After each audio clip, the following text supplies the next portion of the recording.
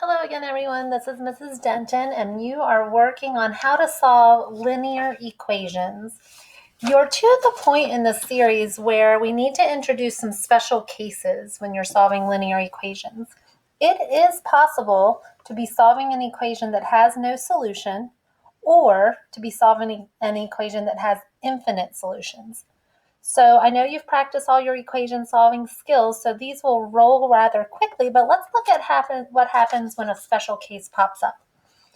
We know our steps to solving linear equations.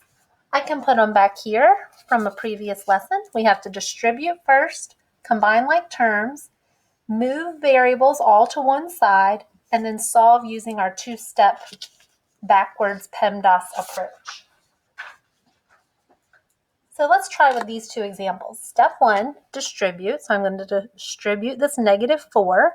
I've got a negative 8x minus 4 equals negative 8x minus 2. I need to combine like terms on each side of the equation. Cover up one side, negative 8x minus 4, nothing to combine. Cover up the other side, negative 8x minus 2, nothing to combine. So my next step is to move the variables. So I like to keep my variables positive, so I'm going to move this negative 8x to the left, or I could move this negative 8x to the right. Let's see what happens. If I add 8x to remove it from the right side, because adding is the inverse of this negative, the negative 8x disappears. It cancels out. Well, to keep things balanced, you have to add 8x to the left side as well, but looky there, it cancels out again. So all the variables have disappeared, and I just have negative 4 is equal to negative 2, which is not true. That is a false statement. You guys, if the variable disappears and what's left is false, this is an equation that has no solution. And you could use this notation, an O with a diagonal line through it, to represent the empty set of solutions, no solutions. All right, let's see what happens when we're dealing with an infinite solution equation. Back to step 1, distribute. 3 times 1 is 3. 3 times negative 3x is 9x. And I haven't touched this negative 8, so it just comes down. And I haven't changed the left side of the equation. Step 2, combine like terms. Cover up the right side.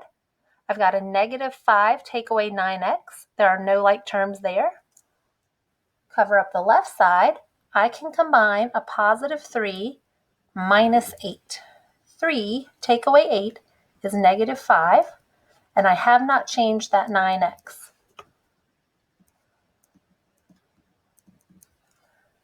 The third step in equation solving is to move the variables to one side.